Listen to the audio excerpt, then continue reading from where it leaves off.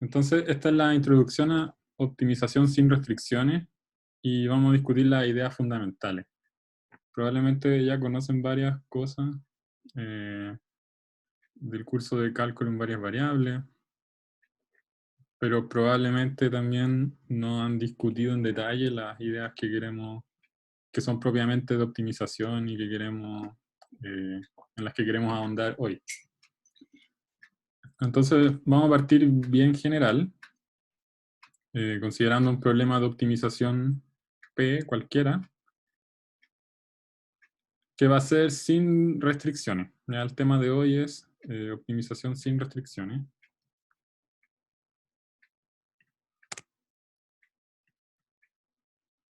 Esto que está acá. Entonces tenemos un problema P que consiste en minimizar una función f. Y si se fijan acá en el sujeto A no hay nada. ¿ya? Sujeto A que X pertenece a Rn.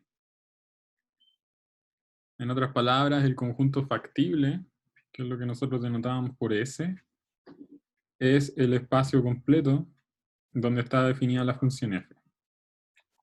Entonces, lo que vamos a suponer es que esta función f es dos veces diferenciable y su segundo diferencial es continuo. ¿ya? O sea, f es dos veces continuamente diferenciable. Como en la mayoría de las aplicaciones ocurre, ¿ya? En general, salvo que pertenezcan a una empresa, una consultora que hace optimización, la mayor parte del tiempo los modelos que se ocupan en ingeniería utilizan funciones suaves. En el caso lineal que estábamos viendo al principio del curso, una función lineal de clase C infinito, así que satisface este supuesto. Los polinomios son todos de clase C infinito. Polinomios, que es lo que se ocupa harto en ingeniería, o todas las funciones que ustedes conocen en realidad, seno, coseno, exponencial, todas van a satisfacer esta condición de ser muchas veces derivables y las derivadas son suaves. ¿Ya? Entonces, es bien general lo que estamos mirando. Y vamos a hablar un poco sobre las condiciones necesarias de optimalidad. ¿Ya? Aquí no vamos a demostrar todo, porque esto ustedes ya lo vieron. Pero, a ver, algo que deberían saber es que si un punto X estrella es una solución local del problema P anterior, entonces la condición necesaria de optimalidad es la siguiente. Primero, el gradiente de f en el punto X estrella tiene que ser igual a 0. Acá estamos en varias dimensiones, así que este 0 es un 0 vectorial.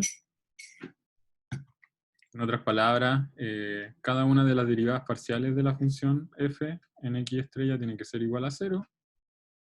Y segundo, la matriz hessiana H en el punto X estrella tiene que ser semidefinida positiva. Algunos ejemplos en una dimensión, ¿cierto? Si ustedes ven la función seno de x, todos los mínimos, sean globales o locales, satisfacen la condición en R que toma la forma derivada igual a 0. Ya en una dimensión la derivada representa la tangente a la curva en un cierto punto. Entonces, bueno, gráficamente se entiende cuál es la idea acá. Podríamos decir que la función ya no puede seguir bajando cuando se aproxima a un mínimo, entonces necesariamente empieza a subir y por lo tanto la pendiente acá tiene que ser igual a 0. En dos dimensiones, ahora estamos hablando de un vector, ¿cierto? Un vector gradiente igual a 0. Este vector define un plano que está acá en la figura de la derecha, para la función x cuadrado más y cuadrado. Entonces el plano generado por el gradiente vendría siendo toda la zona gris. Y también Espero que con esta figura se entienda más o menos por qué cuando uno tiene un mínimo, ¿ya? De una función de dos variables, el gradiente tiene que ser igual a 0. ¿Ya? Así que gráficamente esta condición de optimalidad es bien intuitiva, ¿ya? Tiene sentido. Y supongo que acá no hay nadie que esté aprendiendo algo, ya espero que estén recordando. Esto es algo que se ve en el caso de una dimensión en primer año y en dos dimensiones en segundo año. Ahora, veamos la demostración porque va a fijar hartas ideas o argumentos que van a ser recurrentes en esta parte del curso. Acá la idea es utilizar el caso de una dimensión. Entonces lo que uno hace es decir, sea de una dirección no nula, vamos a definir una función de una variable, g de alfa, como la función que queremos minimizar f, en el punto x estrella más alfa veces esta dirección d que fijamos anteriormente. Entonces recuerden que x estrella es el mínimo local de f y queremos demostrar que satisface las condiciones necesarias de optimalidad. Entonces, como x estrella es mínimo local, si yo tomo alfa suficientemente pequeño, f de x estrella más alfa d, sea lo que sea d, va a tener que estar por sobre el mínimo local. ¿Ya? O sea, se tiene que cumplir esta desigualdad para todo alfa estrictamente positivo y suficientemente pequeño. Es decir, si jugamos acá, pasamos este término hacia el lado izquierdo, dividimos por alfa, dado que alfa es positivo, no me va a cambiar el sentido de la desigualdad. Llegamos a esta desigualdad de acá,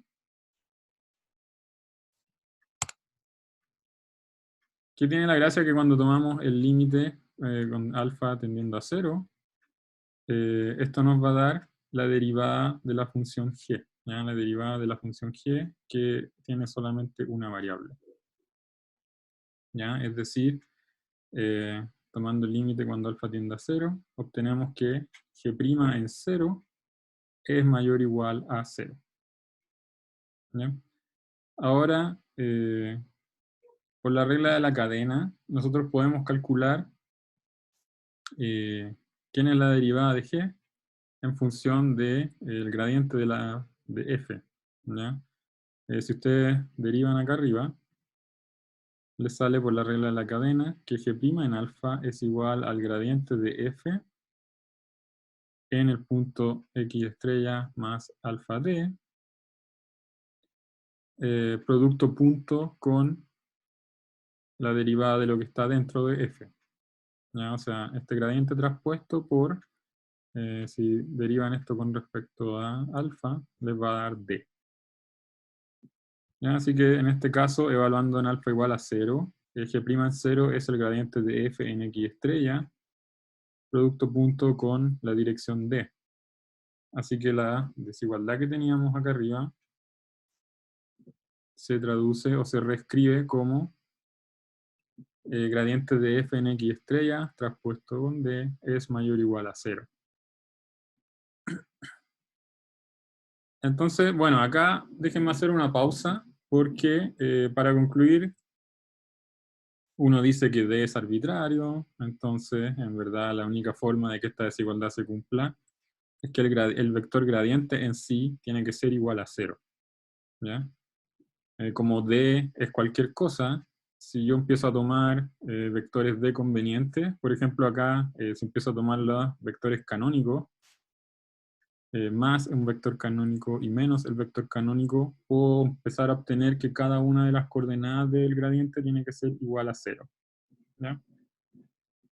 Entonces acá quiero recalcar que esta técnica, bueno, esta conclusión funciona justamente porque d es arbitrario, porque estamos en un problema sin restricciones, Entonces, yo puedo moverme en cualquier dirección D que a mí se me ocurra, ¿ya? Como estamos en un conjunto abierto, ¿cierto? En Rn, yo siempre, para cualquier D que a mí se me antoje, en este caso, puedo mirar el punto x estrella más alfa d y tengo derecho a evaluar la función f en ese nuevo punto, ¿ya? No tengo que satisfacer ninguna restricción. Esto más adelante va a fallar. Cuando veamos condiciones de optimalidad para problemas con restricciones, dependiendo de dónde estamos parados en mi conjunto factible, voy a tener más o menos direcciones D en las cuales me puedo mover, ¿ya? Y esto es algo que vamos a definir al final de la clase. Entonces, yo les dije, les anticipé el lunes, que en general las condiciones de optimalidad no toman la forma de igualdad, ¿ya? Sino que toman esta forma de acá de desigualdad. Ahora hay unos casos que son más buenos que otros, que son más fáciles, como este de optimización sin restricciones, donde se puede explotar un poco la arbitrariedad de la dirección D, y uno puede pasar de la desigualdad a la igualdad, ¿ya? Acá, como les dije, como D es arbitrario, en verdad la única forma de que esto sea cierto para todo D es que el gradiente en sí sea igual a 0. Pero en general, este es el punto en el que nos vamos a quedar cuando tengamos condiciones de optimalidad. Ya nos vamos a quedar en una desigualdad, algo, un cierto objeto operado con otro mayor o igual a 0. Si se acuerdan cómo pasó, por ejemplo, con la proyección. ¿Ya? La condición de optimalidad para la proyección estaba dada por una desigualdad. ¿Ya? Un producto punto entre ciertos objetos mayor o igual a 0 para todo X en el conjunto convexo. ¿Ya? ¿Alguna pregunta? No, profe. ¿No? Entonces seguimos. Ahora la parte B es la condición necesaria de segundo orden. Esta sale por el desarrollo de Taylor. Acuérdense que estamos suponiendo que la función f es dos veces continuamente diferenciable. Por lo tanto, g por composición de funciones también va a ser dos veces continuamente diferenciable. Y podemos hacer una expansión de Taylor de orden 2 en torno a 0.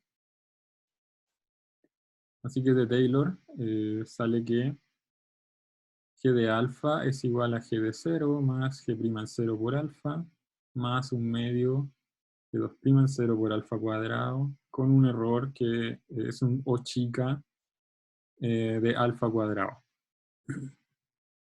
Esto es equivalente a decir, acá lo estamos escribiendo como 1 chica de alfa cuadrado con una función que se va linealmente a 0. Pero esto es lo mismo que poner 1 chica de alfa con 1 chica que se vaya de forma cuadrática a 0. Esto es distinto a lo que dijimos anteriormente. Está escrito distinto, pero significa exactamente lo mismo. ¿Ya? Entonces, una vez que tenemos esto, simplemente nos pasamos de g, de la función g, a la función que nos interesa f, ocupando la regla de la cadena y evaluando en 0. Entonces, por ejemplo, g de alfa menos g de 0, si mueven este término hacia la derecha, va a tomar la forma f de x estrella más alfa d menos f de x estrella. G' en 0, ya sabíamos que era el gradiente de f en x estrella por d. Así que la primera derivada de g nos va a dar este término. Y ahora la segunda derivada de g evaluada en alfa nos va a dar, bueno, la derivada de lo que tenemos acá. Entonces, por la regla de la cadena, la derivada del gradiente va a ser el hessiano, evaluado en lo que está acá adentro. Y después derivamos lo que está dentro, así que nos va a salir otro d. ¿ya? G2' de alfa es D traspuesto por el hessiano en X estrella más alfa D por D. Bueno, y poniendo todo junto, llegamos a esta expresión. Entonces ya sabemos por la parte A que como X estrella mínimo local, el gradiente tiene que ser igual a 0. Ya este término se va. También el lado izquierdo tiene que ser mayor o igual a 0. De nuevo, porque X estrella es mínimo local. Así que en el fondo estamos llegando a que para todo alfa suficientemente pequeño, D traspuesto por el hessiano en X estrella por D más L chica de alfa cuadrado partido por el alfa cuadrado es mayor o igual a 0. ¿Ya? Ahora, haciendo que alfa tienda a 0, este segundo término se me va a ir. Y ahí vamos a tener que D traspuesto por el hessiano en X estrella por D es mayor o igual a 0. De nuevo, para cualquiera que sea la dirección D que nosotros fijamos en un principio. ¿Ya? Eso justamente, que este producto sea mayor o igual a 0 para cualquier D, es justamente la definición de que la matriz H es semidefinida positiva. Así que eso concluye la segunda condición necesaria de optimalidad. Ahora, bueno, haciendo el paralelo con el comentario que hice al final de la parte A, cuando ustedes tengan un problema con restricciones, ya sabemos que la primera condición de optimalidad va a cambiar, la segunda también. Ya van a obtener condiciones del estilo, no necesariamente la matriz hessiana va a ser semidefinida positiva, ya no va a ser cierto que para cualquier D el producto D traspuesto HD es mayor o igual a 0, pero sí en lo que se llama el cono de direcciones admisibles, ¿ya? En las direcciones en las cuales ustedes se pueden mover un poquito, en ese conjunto de direcciones la matriz hessiana va a tener esta propiedad de que D traspuesto por H por D es mayor o igual a 0. ¿Ya? Las demostraciones van a ser completamente análogas a lo que hicimos recién. Lo único que va a cambiar es que estas direcciones D no pueden ser arbitrarias porque dependiendo en dónde estemos en nuestro conjunto de restricciones, nos vamos a poder mover en ciertas direcciones y en otras no.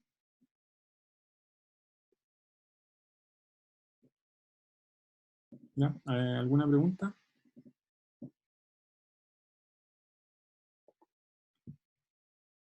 ¿No? Seguimos. No por mi parte. Ya. A ver, algo que quiero dejar claro es que las condiciones de optimalidad que vimos recién son necesarias y no hay que confundirlas con condiciones suficientes. Ya, esto quiere decir que resolver la ecuación gradiente de f igual a 0 no garantiza encontrar un mínimo local de la función. ¿Ya? O sea, si tenemos un mínimo local, entonces pasa esto. Si pasa esto, no tiene por qué ser cierto que tenemos un mínimo local. ¿Ya? Por ejemplo, ustedes saben que en una dimensión los máximos locales también cumplen la condición que la derivada es igual a 0. ¿Ya? Así que si ustedes resuelven la ecuación derivada igual a 0, podrían encontrar perfectamente un punto que es máximo local en vez de mínimo local. ¿Ya? Por otro lado, incluso tenemos los llamados puntos de inflexión. Por ejemplo, la función x cubo, la que se demuestra acá. Si ustedes calculan la derivada de f en 0, les va a dar 0. ¿Ya? Sin embargo, este punto no es ni mínimo ni máximo local. ¿Ya? Esto es un punto de inflexión donde básicamente lo que ocurre es que cambia la convexidad de la función. Así que, bueno, acá tenemos un par de ejemplos para recordarles que no basta. Este es el problema de optimización más sencillo que ustedes pueden imaginar. Para resolverlo no basta mirar la ecuación dada por la condición de optimalidad y resolverla, ¿ya? Hay que hacer un pequeño análisis y entender qué es lo que estamos haciendo.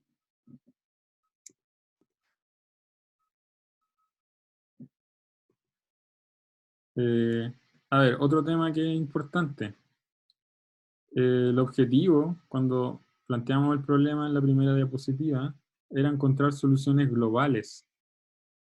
Y las condiciones de optimalidad nunca me van a decir que un cierto punto es un mínimo global, ¿ya? Porque en sí, la noción de derivada tiene que ver con mirar qué es lo que pasa alrededor de mi punto, mirar localmente qué es lo que está pasando. Entonces, las condiciones de optimalidad que se obtienen con este análisis de perturbaciones nunca me van a dar información global, ¿ya? Siempre me van a decir, cuando tengamos condiciones suficientes, en algunos casos me van a poder garantizar que un cierto punto es mínimo local, pero nunca me van a poder garantizar que tengo un mínimo global, ¿ya? Acá tenemos el ejemplo de una función en R, donde tenemos un mínimo local que va a satisfacer la condición de optimalidad, pero de nuevo, dado que nuestro objetivo último es encontrar el mínimo, ¿ya? El mínimo a secas de la función f, resolver la ecuación de optimalidad me va a llevar a una respuesta incorrecta si es que yo me quedo solamente con esa ecuación, ¿ya? Para entender lo que está pasando hay que hacer un análisis un poquito más allá. ¿Ya? En este caso tenemos un mínimo local que no es mínimo global. En verdad la función no tiene mínimo global,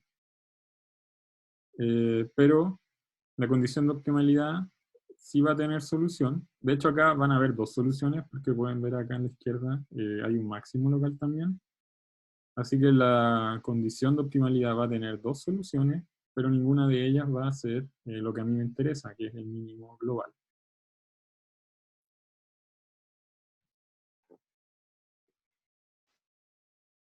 Ahora, ¿cuál es la gracia? Hay algunos casos en que las cosas se portan bien. Por ejemplo, en el caso convexo. Y esta es la razón por la cual discutimos tanto las funciones convexas, porque en el caso de que la función f sea convexa, ahí sí basta con ver la condición de optimalidad. Las funciones convexas se portan bien, y en este caso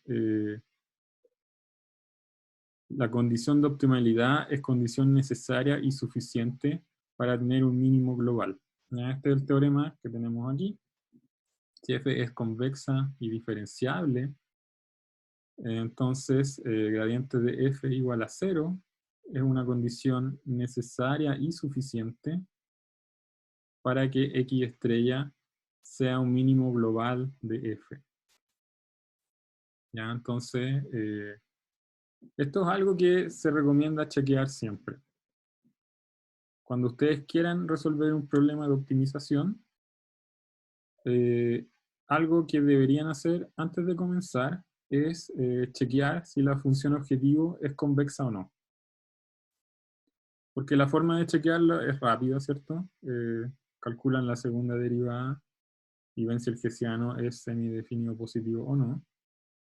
Y la gracia es que si la función objetivo es convexa, entonces es fácil de minimizar, ¿ya? Basta resolver la condición de optimalidad. Si la función objetivo no es convexa, bueno, ahí ya tienen información que es importante y tienen que empezar a planear cómo proceder una vez que hayan visto la condición de optimalidad, ¿ya? Entonces, bueno, les dejo esto, que es súper importante para que lo recuerden. Eh, bueno, gráficamente, si ustedes miran una función convexa, todas lucen más o menos así. La gracia es que si tenemos un mínimo local, una vez que la función ya bajó y subió, no es posible que pueda volver a bajar por este lado, eh, ni por este lado, ¿ya? Porque tenemos esta forma de que la segunda derivada siempre va creciendo. Entonces, si tengo un mínimo local, esto ya me garantiza que no va a haber ningún otro punto que le gane a este mínimo local en todo el dominio de F, ¿ya? Pero esto es porque la convexidad es una propiedad bien fuerte, ¿ya? A ver, funciones típicas que son convexas, en las cuales no deberían chequear nada. Las funciones cuadráticas, eh, funciones que tengan una potencia par, ¿cierto? Eh, a secas, cuando tienen un polinomio, no siempre van a tener una función convexa, ¿ya?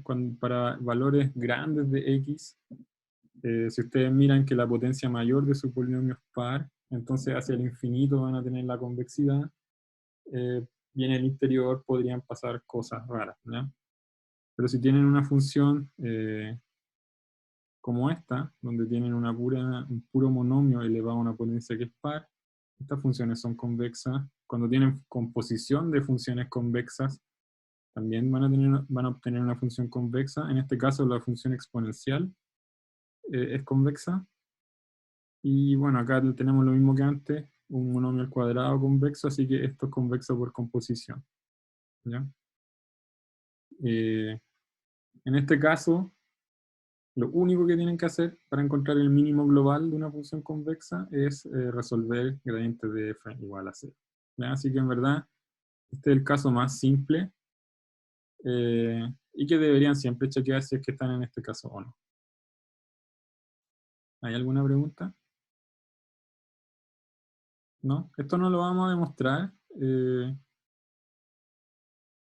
Está en el apunte y yo creo que ustedes lo hicieron en cálculo en varias variables, ¿no? Así que, si no hay preguntas, hagamos un break y volvemos en 10 minutos, es decir, a las 4:57. A ver el chat. Recuerdo haber escrito convexa por composición de convexas. Y listo. Composición y álgebra de convexas es un clásico. Bueno, hay que tener cuidado, en verdad, porque es composición de convexas y crecientes para que funcione. ¿Ya? Acá funciona porque la exponencial es creciente. Por ejemplo, si componen menos la exponencial con lo que está acá, bueno, claramente no va a ser convexa porque va a ser la misma esta figura, pero al revés, ¿cierto? Pese a que menos exponencial es convexa y x menos 10 al cuadrado es convexa, ¿ya? Así que composición de funciones crecientes y convexas les va a dar convexa, ¿ya? Pero en verdad, sí, pues, a ver, hay forma, y es útil tener criterios de convexidad porque, como pueden ver acá, la convexidad es súper importante. Toda la discusión que estábamos hablando, todos estos casos de mínimos locales o máximos locales o puntos de inflexión, todo esto lo pueden ignorar en el caso de convexo porque, bueno, por este teorema que les dice que esta condición es sí solo sí, con mínimo global. ¿Ya? Así que siempre es útil chequear de forma rápida si su función objetivo es convexa, y tener criterios que aceleren eso, por lo mismo, es súper conveniente. Ahora ustedes siempre pueden calcular la segunda derivada, ¿ya? A la larga se van a demorar más, pero siempre pueden hacerlo si es que quieren estar completamente seguros o seguros, ¿ya? Pero bueno, esos comentarios sigamos entonces. Ahora veamos las condiciones suficientes. Sea f una función de clase C2, supongamos que un punto x estrella en S satisface que el gradiente de f en x estrella es igual a 0, y la matriz hessiana en x estrella es definida positiva, entonces x estrella es un mínimo local estricto de la función f en su dominio S. Entonces, dos cosas que quiero remarcar acá. Notemos que la condición suficiente no es la misma que la condición necesaria, ¿ya? En particular la parte B, para la condición suficiente es más fuerte, ¿ya?, que la condición necesaria. Cuando uno tiene un mínimo local, uno puede concluir que la matriz hessiana es semi-definida positiva. Para la implicancia contraria necesito algo más fuerte, ¿ya? Aquí no me basta semi-definido positivo. Si quiero estar seguro que tengo un mínimo local, lo que necesito es que la matriz hessiana sea definida positiva. ¿Ya? Acá les recuerdo que esto significa que los productos de traspuesto H D son mayores estrictos que 0 para todo D distinto de 0. ¿Ya? Y semi-definida positiva es con mayor o igual. Bueno, otra cosa que ya les había comentado, la condición suficiente siempre me va a dar optimalidad local, ¿no? Entonces X estrella es un mínimo local. Y bueno, y a la larga esto no es lo que andamos buscando, ¿ya? Si yo estoy modelando algo, un problema en ingeniería, no me es útil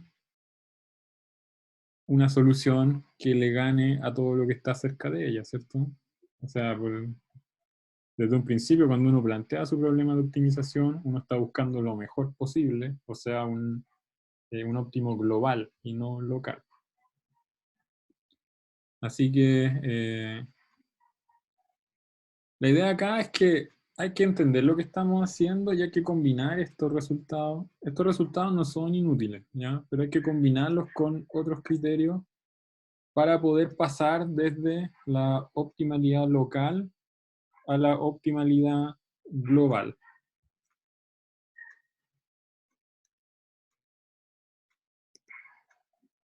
¿Ya? Entonces, esto es lo que les estaba diciendo. En general, las condiciones suficientes de optimalidad deben combinarse con otras propiedades para garantizar la optimalidad global.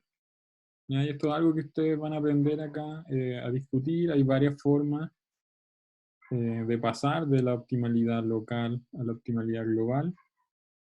Por ejemplo, si ustedes saben de antemano que su problema de optimización tiene solución, o sea, ustedes saben que la función posee un mínimo global,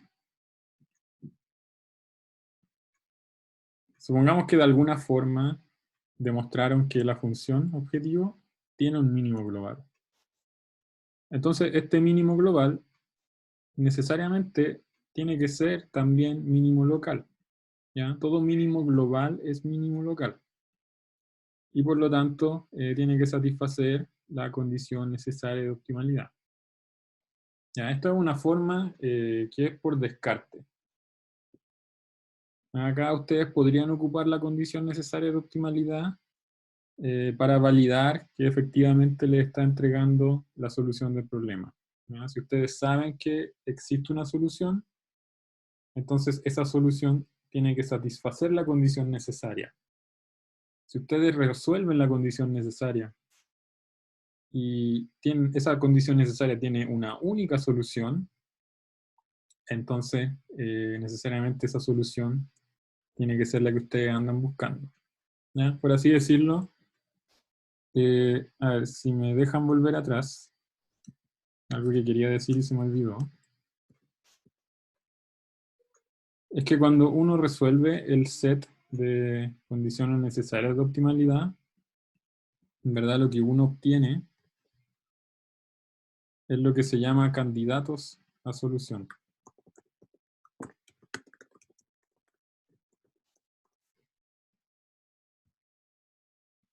Las condiciones de optimalidad, bueno, uno siempre las va a resolver, ¿ya?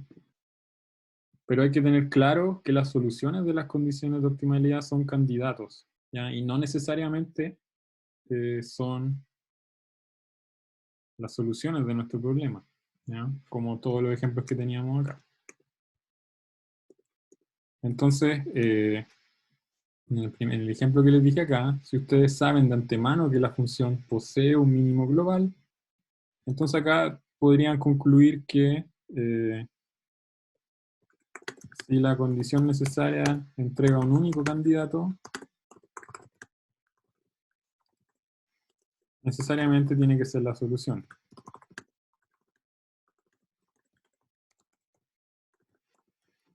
Sabemos que existe solución y hay un único candidato. Entonces, ese único candidato tiene que ser la solución. ¿Se entiende?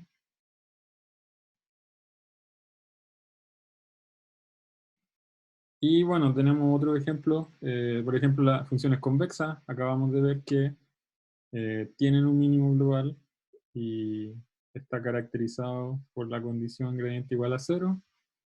Lo mismo para el caso de funciones coercitivas. Toda función coercitiva posee un mínimo global, ¿ya? Así que hay varias técnicas que en general, varios criterios, perdón, que hay que combinarlos de forma adecuada con las condiciones necesarias de optimalidad y suficientes para poder dar ese paso, ¿ya? Ese paso de candidato de solución o de solución local para poder llevarlo a solución global, que es lo que nos interesa. A ver, por ejemplo, la función coercitiva es una función que satisface la siguiente propiedad. El límite de f de x, cuando la norma de x tiende a infinito, el límite es infinito. Ya, en otras palabras, una función coercitiva es una función que para valores grandes, eh, para vectores de gran norma, explota hacia más infinito, ¿ya? O sea, lejos del origen, una función coercitiva va a ser tan grande como ustedes quieran, ¿ya? Entonces, hay un resultado que es relativamente sencillo de demostrar, que acá lo voy a dejar de ejercicio, que toda función coercitiva tiene un mínimo global. Eh, por ejemplo, acá les muestro una función que es un polinomio de orden 4. Como les dije en delante, una función polinomio de orden 4 no necesariamente es convexa, pero para valores grandes de x sí lo va a hacer, ¿ya? Esta función es coercitiva. Si ustedes toman valores, como tienen la potencia x a la cuarta, para valores grandes de x esto va a explotar, ¿ya? Así que satisface la definición de coercitividad. Entonces, básicamente, la idea acá es que si ustedes saben que para valores grandes, digamos, para valores menores que este, o mayores o iguales que este punto, la función va a explotar, ustedes pueden simplemente mirar la función de forma local para determinar si tiene un mínimo o no, ¿ya? Para minimizar una función coercitiva, a ustedes les basta minimizarla en un conjunto acotado, ¿ya? Y ese es todo el argumento de por qué la función va a tener mínimo, ¿ya? Si ustedes escogen bien este conjunto acotado, mirando la función coercitiva solamente acá, van a poder encontrar mínimos globales de la función, ¿ya? Ahora, como la función es continua y están mirando en un conjunto que es cerrado y acotado, hay un resultado que nos dice que la función continua en compacto alcanza el mínimo, ¿ya? Así que esa es la razón por la cual las funciones coercitivas siempre alcanzan el mínimo global. Aquí, bueno, básicamente les dije la demostración de este ejercicio, ¿no? Entonces, bueno, esta función no es convexa. Cuando x tiene valores grandes, esto explota, pero dentro puede pasar cualquier cosa, ¿ya? Ahora, siguiendo la lógica, si ustedes estudian la condición necesaria de optimalidad, acá van a obtener 3 candidatos, ¿cierto? Porque acá tenemos un mínimo global, acá tenemos, perdón, mínimo local, acá tenemos un máximo local, y acá otro mínimo local. Así que cuando ustedes resuelvan la ecuación gradiente de f igual a 0, van a obtener 3 soluciones,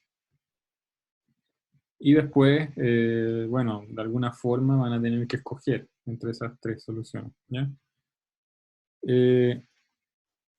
X es la norma euclidiana, sí, sí, la norma 2.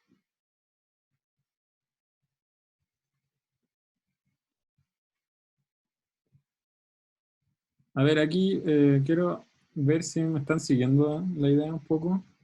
Supongamos que ya demostramos que esta función f es coercitiva, así que sabemos que tiene un mínimo global.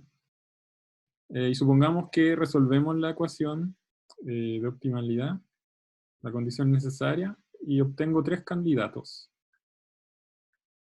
¿Cómo puedo saber cuál es el mínimo global de mi función? ¿Qué harían después para determinar cuál de mis 3 candidatos es el único mínimo global, o quizá hay más de uno? ¿A alguien se le ocurre alguna idea?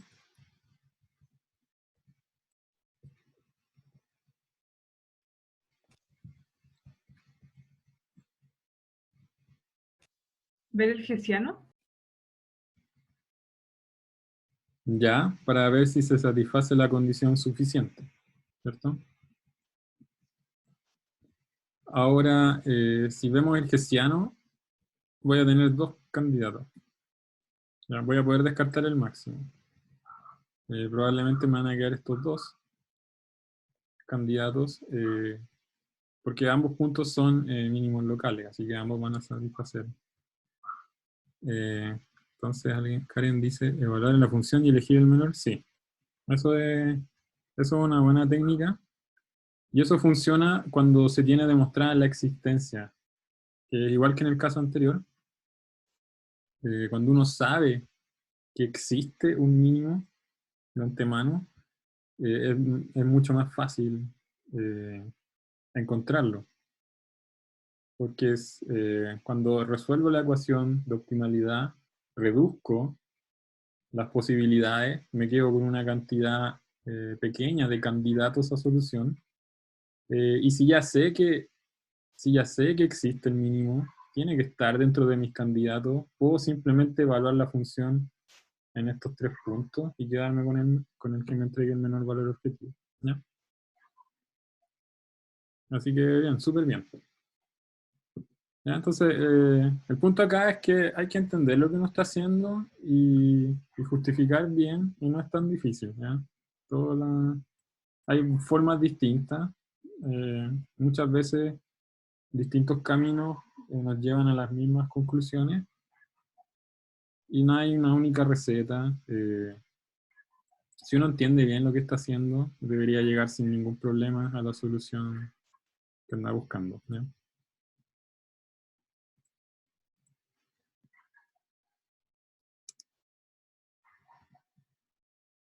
Entonces acá, bueno, eso es más que nada las ideas fundamentales para la optimización. Ahora quiero avanzar un poquito para lo que vamos a ver de vuelta del receso, que son la optimización con restricciones.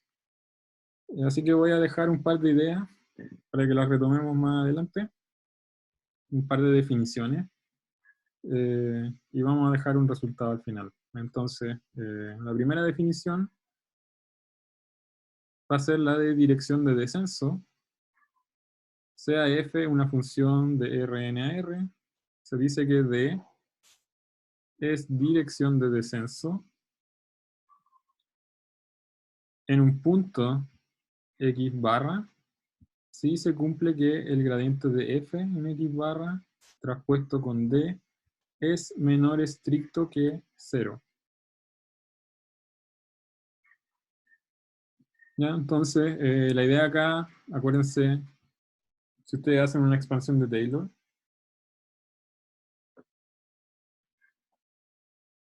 pueden demostrar que esta condición de que el producto punto con el gradiente sea menor estricto que 0 es lo mismo que decir que f decrece en la dirección D.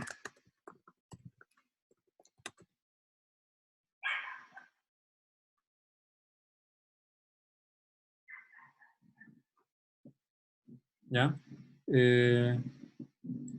También lo pueden ver por la propiedad del gradiente, ¿ya? Que nos va indicando hacia dónde crece la función objetivo, ¿ya? Entonces, geométricamente, la idea es que las direcciones de descenso son las direcciones en las cuales nosotros nos queremos mover, ¿ya? Porque si nos movemos en esas direcciones, el valor objetivo de la función f va a ir disminuyendo. ¿Ya? En segundo lugar, vamos a definir ahora el cono de direcciones admisibles, que esto me va a entregar las direcciones en las cuales yo tengo permitido moverme, ¿ya? Aquí estamos en el contexto de restricciones, así que queremos minimizar una función sujeto a pertenecer a un conjunto factible. Así que la idea es que, por ejemplo, si estamos en la frontera de un conjunto, del conjunto factible, no nos vamos a poder mover hacia donde nosotros queramos, ¿ya? Si estamos en el interior del conjunto factible, ahí sí, me puedo mover hacia donde yo quiera, al menos un poquito, pero si estoy en un borde, en una esquina, en una frontera, la cantidad de direcciones en las cuales tengo permitido moverme va a disminuir, ¿ya? Entonces acá, sea S un conjunto no vacío, que vendría siendo el conjunto factible, y sea X barra un punto de S. Se llama cono de direcciones admisibles del conjunto en el punto a esto que está acá. Entonces la idea es tomar las direcciones D distintas de 0, tales que X barra más lambda D pertenece a S, ¿ya? Para lambda suficientemente pequeño. En este caso, para todo lambda en un intervalo, y este intervalo puede ser suficientemente pequeño. Entonces, como les decía, estas son las direcciones en las que me puedo mover.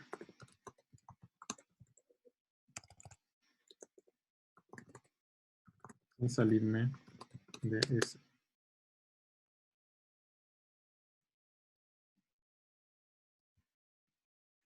¿Ya? Eso es lo que representa el cono de direcciones admisibles. ¿Ya? Así que este conjunto lo vamos a denotar como A de X barra por admisibles. Y vamos a denotar por D de X barra al conjunto de direcciones de descenso. Entonces, antes de terminar, vamos a dejar un resultado que es bastante lógico. Me dice que si f tiene un mínimo local en un punto X barra, ¿ya? Donde acá la idea es minimizar la función f sujeto a que X pertenece a S. Entonces, en el punto X barra, el cono de direcciones admisible intersectado con el cono de direcciones de descenso es vacío, ¿ya? O sea, no puede existir una dirección que sea admisible y de descenso. Si volvemos a la diapositiva anterior, eh, espero que tenga sentido. Si estoy en un mínimo local, no puede existir una dirección en la cual podemos movernos y al mismo tiempo f va a decrecer. ¿Por qué? Porque estamos en un mínimo local, ¿ya? Así que dicho con palabras, en verdad es obvio. Y la demostración también es simple, se puede hacer en un par de líneas. Así que la dejo acá. Supongamos que existe una dirección que sea de admisible y de descenso. Ser admisible significa que nos podemos mover un poco. X barra más lambda d va a pertenecer al conjunto factible para lambda suficientemente pequeño. Y ser dirección de descenso significa que también para lambda suficientemente pequeño, f de x barra más lambda d va a ser menos estricto que f de x barra. Luego esto es una contradicción, ¿ya? Porque el supuesto es que x barra es el mínimo local. ¿Ya? Así que es bien simple, pero después va a terminar siendo bien importante, ¿ya? Esto dependiendo de cuál es la forma que tiene nuestro conjunto factible, cuál es la forma que tiene el conjunto S, nos va a ir entregando condiciones del tipo o bien tiene que ocurrir esto, o bien tiene que ocurrir esto otro, ¿ya? Ciertas condiciones no se pueden satisfacer ambas al mismo tiempo, porque la intersección de estos dos conjuntos tiene que ser vacía. Así que, como les digo, este resultado es bien sencillo, pero va a ser útil más adelante. Así que, bueno, acá está la demostración. Y lo dejamos para ocuparlo más adelante, ¿ya? ¿Hay alguna pregunta?